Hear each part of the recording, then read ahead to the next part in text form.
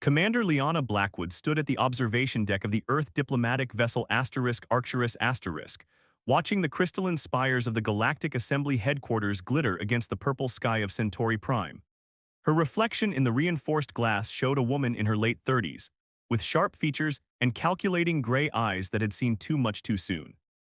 Commander, her first officer, Marcus Rivera, approached with a data pad. "They're ready for us in Chamber 3.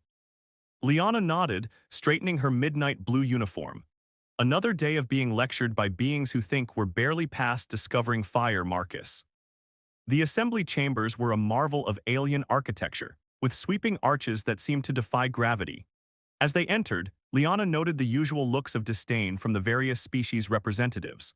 The towering Avalonian delegation with their iridescent scales, the ethereal Narians with their floating crystalline bodies, and the insectoid Khazari who barely acknowledged human presence.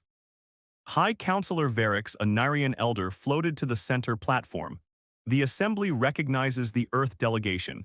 You may present your petition." Liana stepped forward, her voice clear and steady. "Honorable Council, we come seeking action regarding the increasing pirate attacks on human transport vessels in the Orion Arm. Our colonies are—" "Perhaps," interrupted Delegate Shix of the Khazari, mandibles clicking in what passed for amusement. "If humans hadn't insisted on settling in such volatile regions, this wouldn't be a concern." "Those regions were designated for human expansion by this very council," Liana countered, maintaining her composure. "We followed every protocol, every regulation." "And yet," Varix's crystalline form shimmered, "your species continues to demonstrate concerning behaviors. Your military responses are often disproportionate. Your emotions cloud your judgment." A familiar argument. Humans were too volatile, too unpredictable.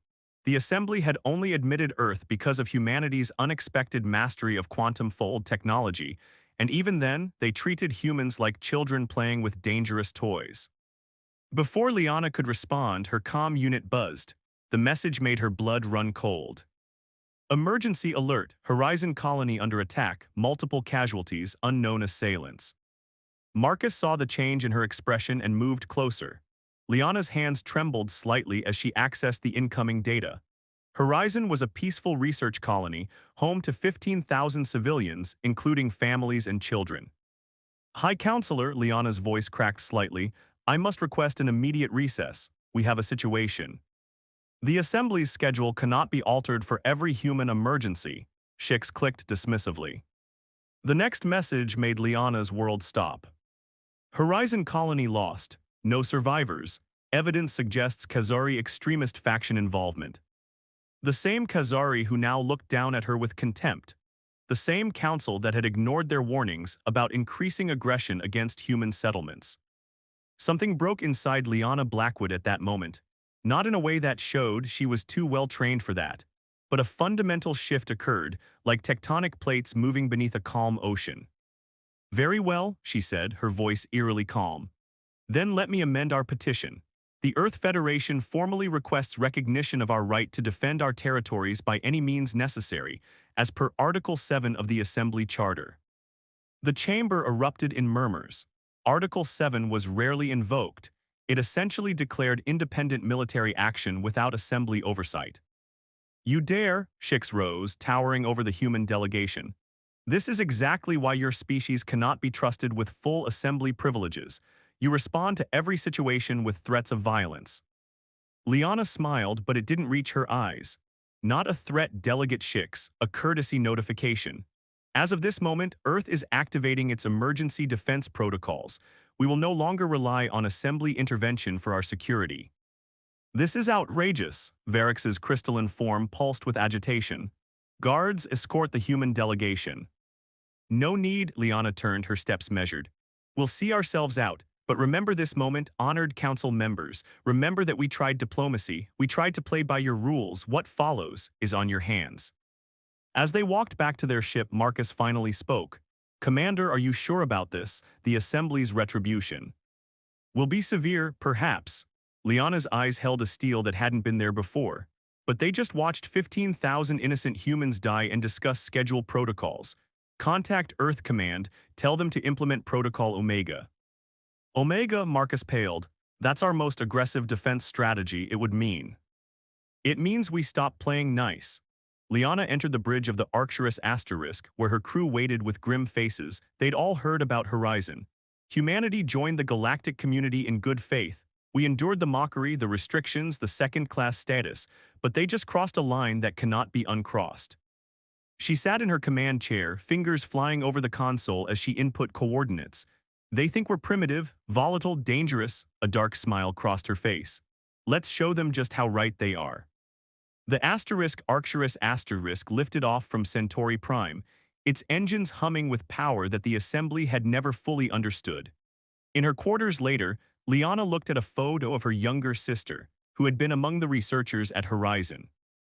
They laughed at us, Julia, she whispered to the image. They won't be laughing much longer.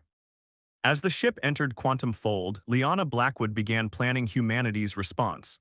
The assembly had made a fatal mistake. They had pushed humanity into a corner, believing them too weak or too civilized to push back.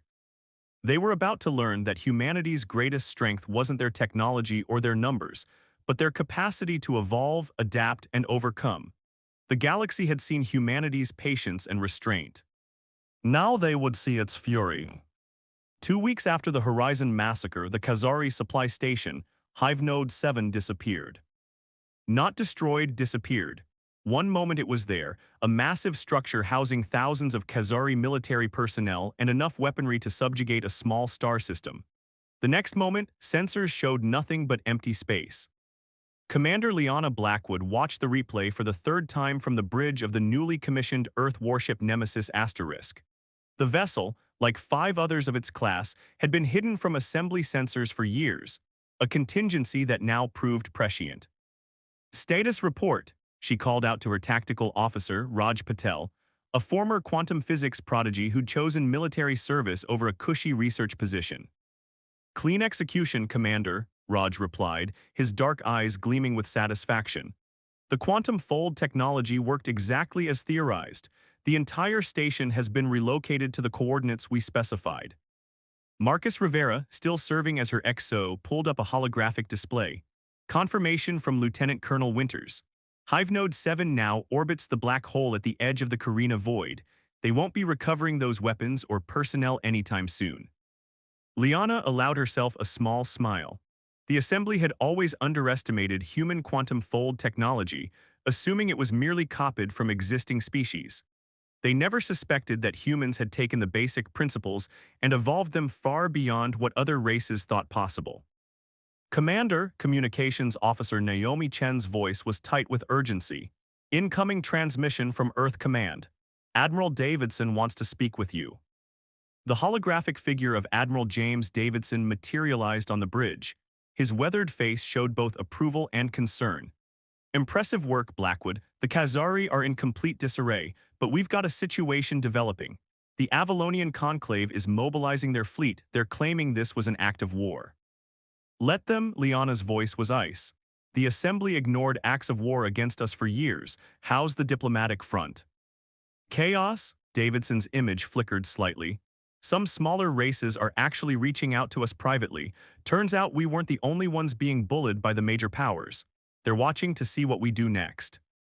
Then let's give them something worth watching. Liana turned to her crew. Initiate Phase 2, Lieutenant Commander Patel, is the Ghost Protocol ready? Raj's fingers danced across his console. Ready and waiting, Commander, though I still think it's borderline insane.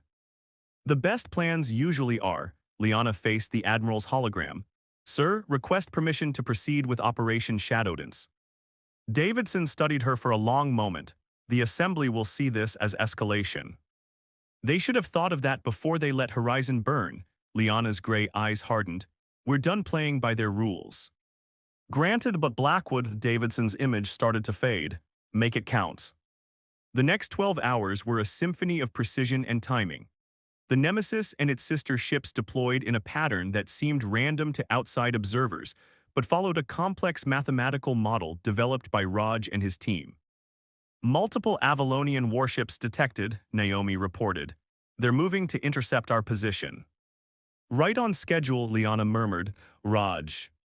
Ghost Protocol activating now. What happened next would be discussed in military academies across the galaxy for centuries to come. The human fleet seemed to fragment, each ship splitting into multiple images of itself. The Avalonian sensors, programmed to detect conventional cloaking technology, went haywire. "They're firing," Marcus called out. "Let them," Liana watched calmly as energy beams passed through the phantom ships. Status of the real fleet. "In position behind their line," Raj confirmed. "They're so focused on our quantum echoes they haven't realized we've surrounded them." The Avalonian fleet, pride of the assembly military, found itself trapped in a web of its own making. Each time they fired at a human ship, they hit nothing but empty space, while the real vessels picked them apart with surgical precision. "Message from the Avalonian flagship," Naomi announced. They're requesting terms of surrender." A stunned silence fell over the bridge. The Avalonians, who had looked down on humans as primitive upstarts, were surrendering to a force a quarter of their size. "Accept their surrender," Liana stood, addressing her crew. "But make sure our terms are clear. They will withdraw all forces from human space. They will acknowledge our sovereign right to defend our territories, and they will deliver any information they have about the Khazari extremists responsible for Horizon." As the Avalonian fleet powered down their weapons, Liana received another message, this one from an unexpected source. The Narian delegation, one of the Assembly's founding races, was requesting a private audience. "Put them through to my ready room," she ordered, nodding to Marcus to take the bridge. The crystalline form of junior delegate Lysara shimmered into view. Unlike most Narians, Lysara had always shown a curious interest in human culture. "Commander Blackwood," Lysara's voice chimed like wind through crystal, "what your ships just did, it should have been impossible. The Assembly's finest minds have studied quantum physics for millennia." "Perhaps," Liana replied carefully, "the Assembly's finest minds became too comfortable with their own superiority." "Perhaps indeed." Lysara's form shifted, showing what Liana had learned to recognize as discomfort. "There are those among us who believe the Assembly has lost its way, that in our certainty of our own advancement, we have become that which we once fought against: tyrannical, dismissive, cruel." Liana leaned forward. "Are you proposing something, delegate?" "I am proposing that humanity has shown us more than just military capability today. You have shown us that innovation comes from necessity, that determination can overcome technological gaps, and that perhaps we are the ones who need to evolve." The conversation that followed would later be marked as the turning point in human-assembly relations. But for now, Liana had more immediate concerns. Returning to the bridge, she found her crew awaiting orders. The Avalonian fleet hung in space, their once-proud ships now humble in defeat. "Plot a course for the Khazari homeworld," she commanded. "It's time they learned that humanity doesn't just fight back, we revolutionize the very nature of warfare." As the asterisk nemesis prepared to jump, Liana thought of her sister again. "This is just the beginning," she whispered. "They thought we were primitive because we still felt deeply, loved fiercely, and fought with passion. They're about to learn that those aren't weaknesses, they're the source of our strength." The stars blurred as the ship entered quantum fold, carrying with it humanity's message to the galaxy: "Underestimate us at your peril." The Khazari homeworld's orbital defense grid was considered impenetrable. 3 layers of energy shields, automated defense platforms, and enough firepower to vaporize a small moon. It had never been breached in the 2,000 years since its construction. Until now, Commander Liana Blackwood stood on the bridge of the Nemesis asterisk, watching as Raj Patel executed what he called quantum inception, using nested fold spaces to bypass the supposedly impenetrable defenses. "Final calculations complete," Raj announced, his usual confidence tempered by concentration. "Ready on your mark, Commander." "All ships battle formations," Liana commanded. The human fleet had grown, other Earth vessels had joined them, along with ships from smaller races tired of assembly dominance. Lieutenant Chen broadcast the demand for surrender. Naomi's fingers flew across her console. Channel open, broadcasting in all Khazari frequencies. Liana's voice carried across space, translated into the clicking language of the Khazari. "This is Commander Blackwood of the Earth Federation. Your orbital defense grid is compromised. Surrender those responsible for the Horizon massacre or face the consequences." The response came swiftly, a barrage of energy weapons fire that passed harmlessly through the human ships. "They still think they're firing at quantum echoes," Marcus noted with grim satisfaction. They haven't realized these are the real ships, phase shifted just slightly out of normal spacetime. Their loss, Liana nodded to Raj, execute. What followed was a display of technological mastery that shattered the assembly's understanding of physics. The human fleet didn't just bypass the defense grid, they turned it against itself. Raj's quantum inception created a cascade of fold space anomalies, causing the defensive platforms to fire upon each other. Multiple impacts detected, Naomi reported. The Khazari military command is in chaos. Wait, incoming transmission from the surface. It's from their civilian government. The holographic form that appeared was unlike any Khazari they'd seen before, smaller with gray-flecked carapace indicating age. I am Elder K. Zarix of the Civilian Council. Please, cease your attack. The military hardliners who ordered the Horizon strike, they don't speak for all Khazari. Liana's expression remained stern. Prove it. We have already detained General Vizix and his extremist faction. They await your justice. But please, our people are not all warriors. Many of us are scholars, artists, builders. Like the people of Horizon were, Liana's voice carried an edge that made the elder step back. 15,000 civilians, researchers, children. Yes, the elder's mandibles drooped in what they'd learned was an expression of shame. We have watched for too long as our military caste drove us toward conflict. Perhaps it took a species like humanity to show us the cost of our silence. A light flashed on Naomi's console. Commander, priority message from the Narian delegation. Junior Delegate Lysara requests immediate conference. Liana studied the elder for a moment longer. Maintain positions, Marcus, you have the bridge. In her ready room, Lysara's crystalline form shimmered with unusual agitation. Commander, the assembly is in unprecedented turmoil. The Avalonian surrender, now this. Smaller races are openly declaring independence from assembly oversight. The power structure that has maintained order for millennia is crumbling. Order? Liana's laugh was bitter. You mean oppression disguised as civilization? Yes, Lysara's direct admission surprised her. Which is why I contact you now. There are those among the assembly's founding races who believe it is time for evolution. But we need humanity's help. Our help? Liana's eyebrow rose. I thought we were too primitive and emotional for assembly politics. Those emotions you carry, the capacity for both fierce revenge and startling mercy, they are not weaknesses as we once believed. They are adaptations we have lost in our pursuit of perfect logic. Before Liana could respond, Marcus's voice came through the comm.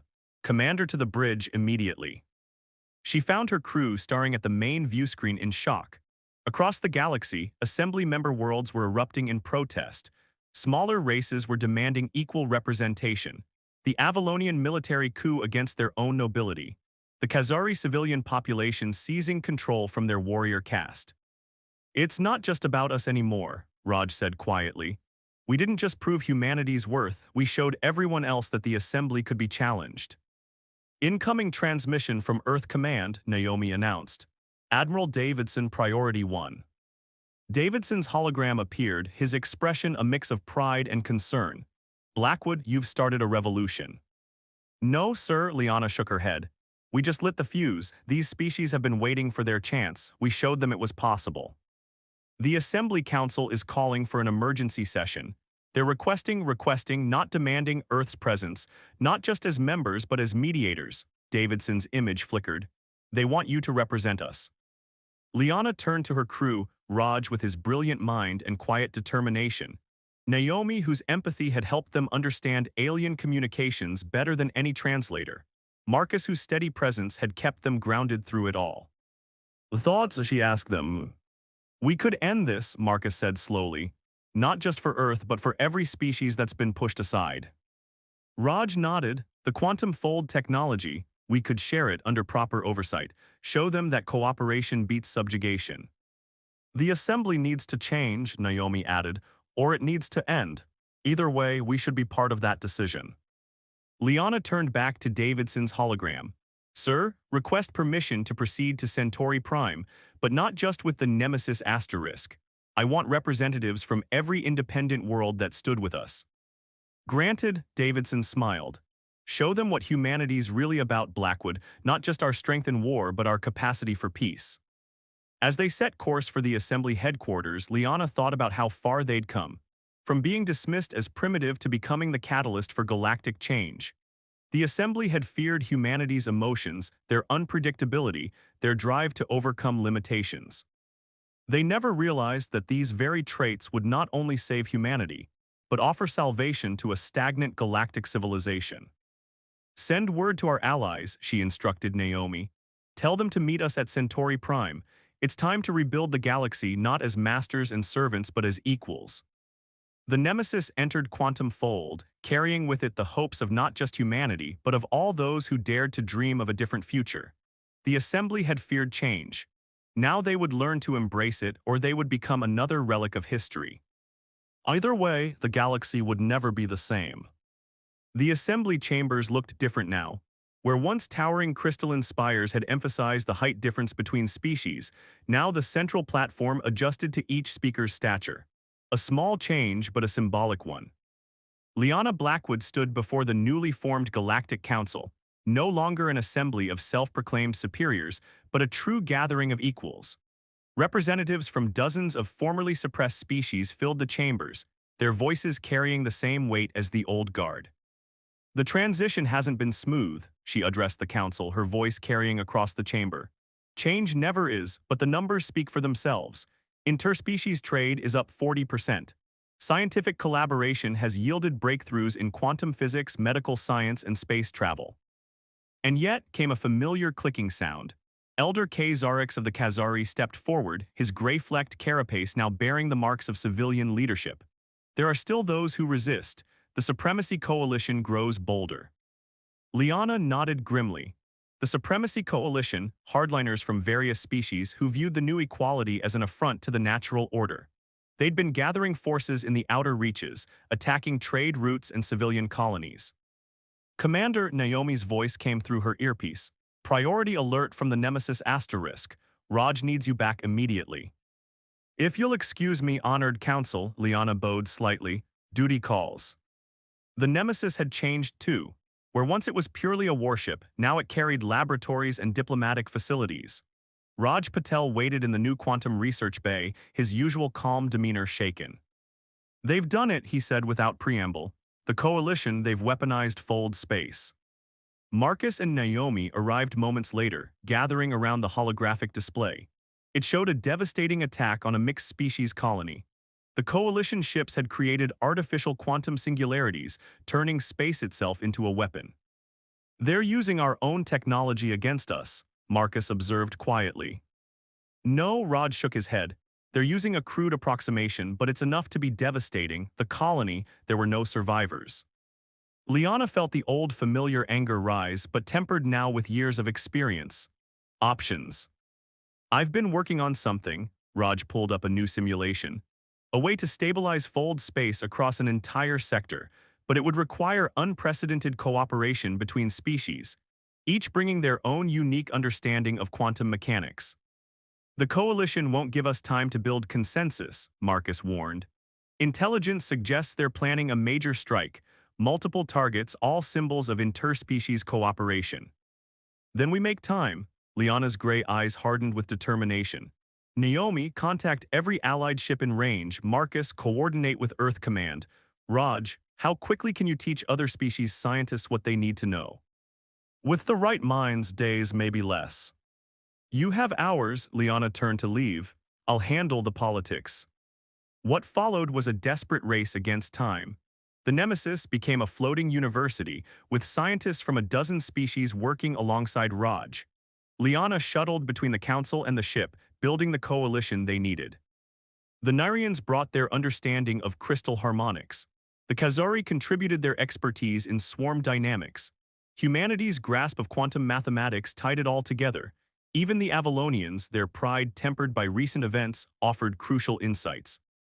They were nearly ready when the coalition struck. It began with simultaneous attacks on 3 major space stations, symbols of the new cooperative galaxy.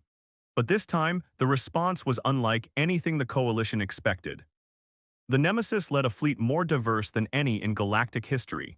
Ships of all sizes and designs, each contributing their unique strengths to Raj's desperate plan.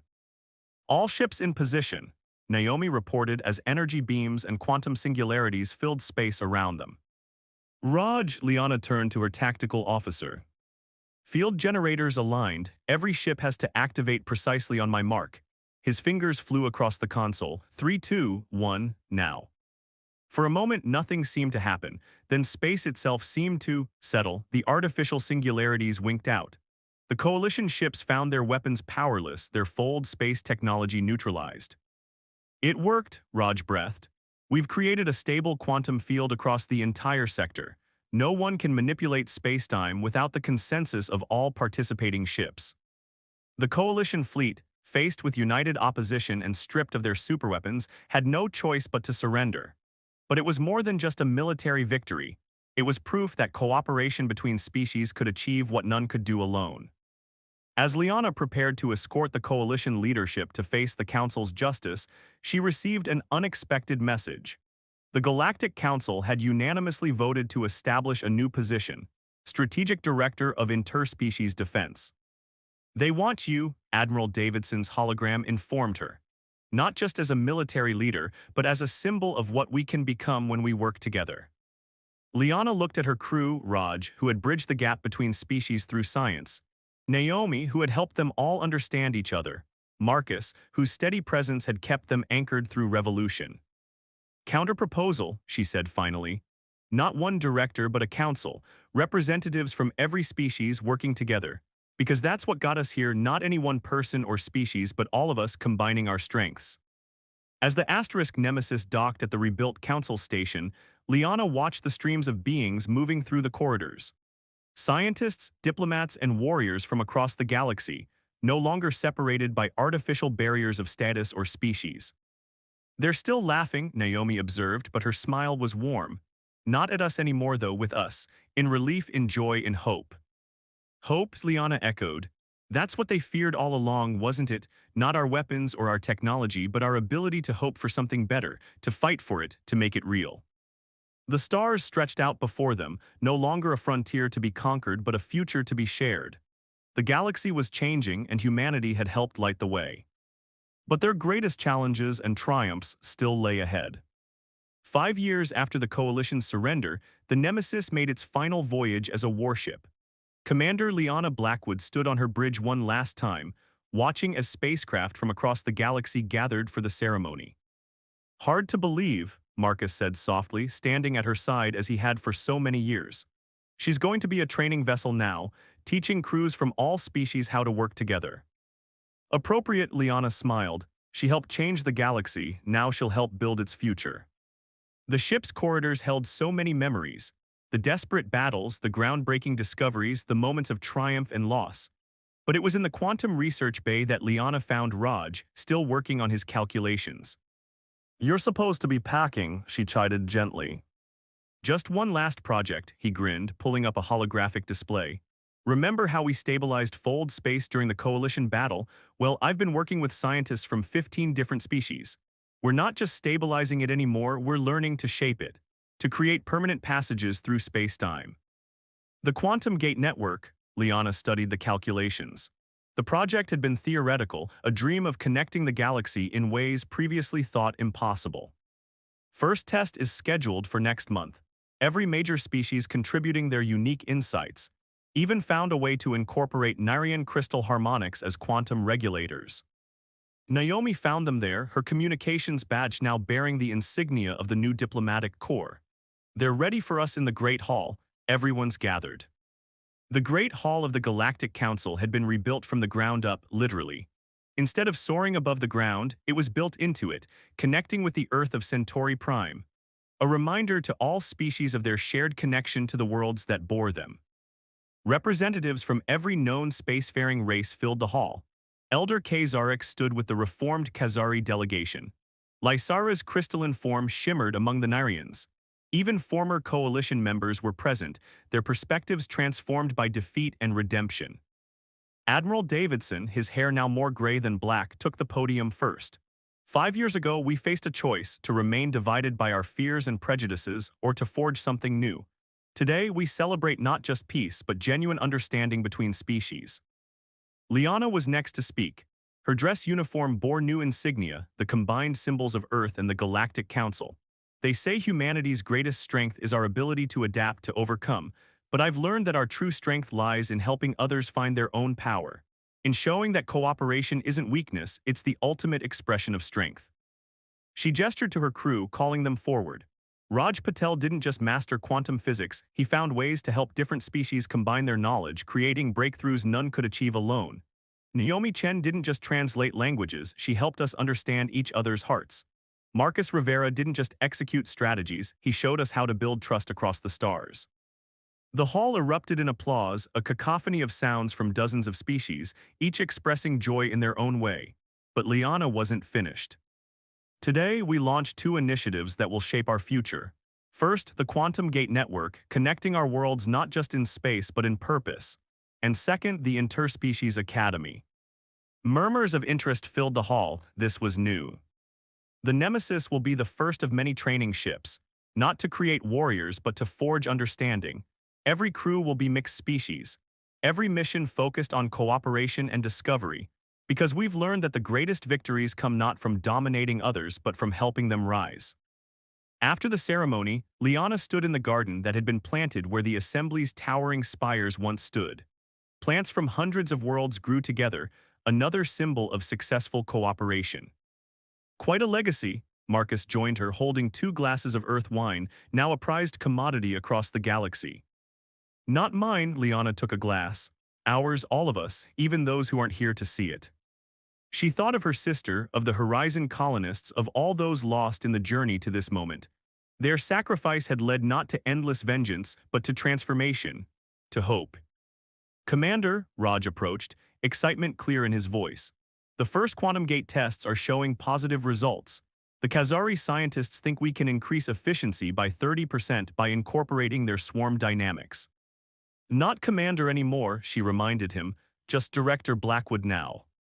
You'll always be Commander to us. Naomi joined them, her diplomatic robes flowing in the breeze.